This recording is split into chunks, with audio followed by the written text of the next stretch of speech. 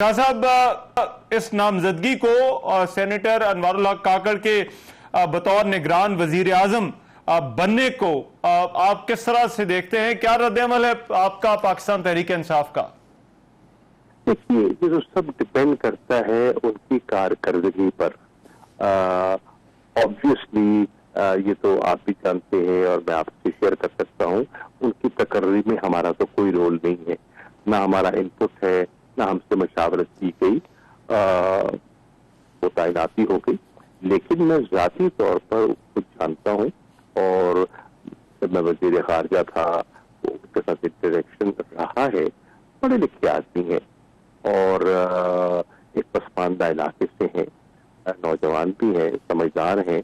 मैं तवक्को करूंगा उनसे कि वो जो आइन के अंदर दर्ज है उनका रोल, उसको समझेंगे, उस पर गौर फरमाएंगे और उस पर अमल पैरा होंगे। वो रोल क्या है? तो रोल है मुल्क में बर वक्त साफ शफाफ इंतखाबात करवाना।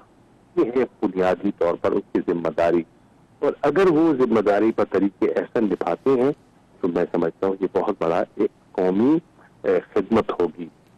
इसके साथ साथ मैं ये भी उनसे तवक्को करूंगा कि एक निगरान सेटअप आया है तो माहौल में बेहतरी दिखाई दे। अच्छा। पिछली पीडीएम सरकार में जो हमें पुलिस गर्दी दिखाई थी और जो तजावुज़ात हमने देखे और पकड़ धकड़ चादर चार दीवारी को पामाल करना, लोगों को गिरफ्तार करना, इस माहौल को मैं उम्मीद करता हूँ तब्दील करेंगे, हिदायत देंगे कि एक लेवल प्लेइंग फील्ड होना चाहिए जिसमें सबके साथ कानून के मुताबिक करता हूँ। ये भी है। लेकिन चीज तो मुझे दिखाई दे रही है, मुझे लगता है कि जो पीडीएम सरकार है, जो दुबई में नशिस्तें होती रही और लाहौर में इस्लामाबाद में हुई, वो गालिबन वो सूदमंद नहीं रही। और वो जो शख्सियात जो हमारी PMLN वाले हैं और PPP वाले हैं, जो वो तवक्कुआत लगाए बैठे थे, शायद मुझे वो भी परवान करते हुए दिखाई नहीं। अच्छा, लेकिन शाह साहब ये बताइएगा, अब ज़ाहिर बात है ये निगरान वजीर आजम होंगे, इनके साथ निगरान काबीना होगी, इस 3 माह रह सकते हैं, 4 माह रह सकते हैं, ज्यादा भी रह सकते हैं। आपकी तवक्कुआत इनसे क्या होंगी कि ये मुआशी मामलात को, सियासी मामलात को, ये जो निगरान सेटअप हो, ये किस तरह से आगे बढ़ाए? इसकी बहस करूं ना, हमारी एक्सपेक्टेशन तो यही है कि वो आइन के अंदर जो दर्ज उनका रोल है उसको निभाएंगे, कानून का एहतराम करेंगे, ठीक है, रूल ऑफ लॉ की पासदारी करेंगे और नाजायज जो होता रहा है उससे इज्तनाब करेंगे। जो अब देखे ना, अब 14 तारीख है, 14 तारीख हमारा यौम आज़ादी है। अब उस पर अगर शहरी वो यौम आज़ादी सेलिब्रेट करना चाहते हैं जी, और कानून के दायरे के अंदर रहते हुए, तो उस पर कदगन तो कोई समझ नहीं आ रही ना। अच्छा। अब मैं देख रहा हूँ कि नया क्रैकडाउन मैं देख रहा हूँ, सुन रहा हूँ कि फिर पकड़ धकड़ ये हो रही है। सवाल क्या है, उन्होंने किया क्या है? इस सोचने वाली बात है। तो इस माहौल को बेहतर करने की मेरी राय में जरूरत है। ठीक है, लेकिन शाह साहब ये माहौल किस तरह से बेहतर हो?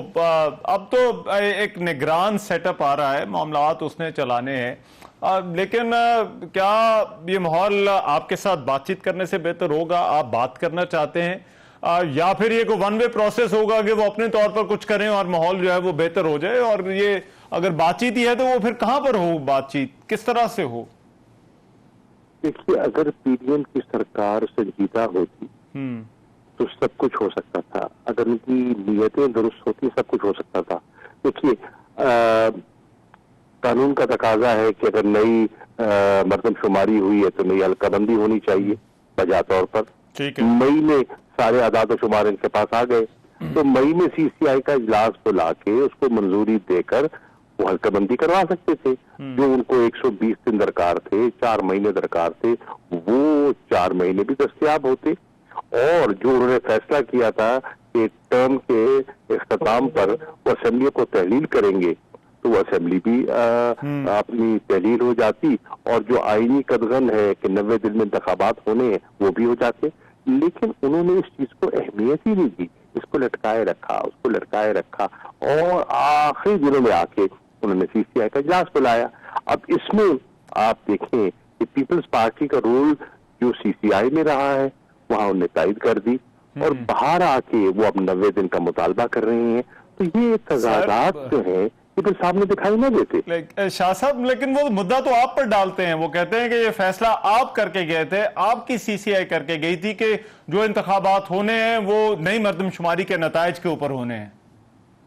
قبلہ میں اس فیصلے کی بات کر رہا ہوں. ہم اگر فیصلہ کر کے گئے ہیں تو میں اس کا حل بتا رہا ہوں آپ کو.